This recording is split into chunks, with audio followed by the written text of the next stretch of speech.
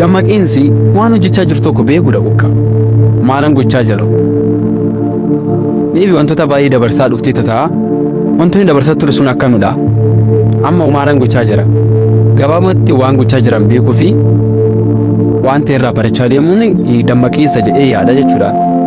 Baay'een keenya anas dabalatee waan waggaa baay'ee dabarsine teenyee yeroo kam nama dhiba. Akkamitti akka dabarsinee nu dhiba? Maal akka dabarsaa turre? Son of komachuu osoo hin taane yeroo faana deemantu kamuu hubachuu jennu kamiyyuu kamuu isaa kan hubachuun isaa yeroo qabu. Garuu immoo san hubachuu irraa barachuun dammaqinsa tokkodha.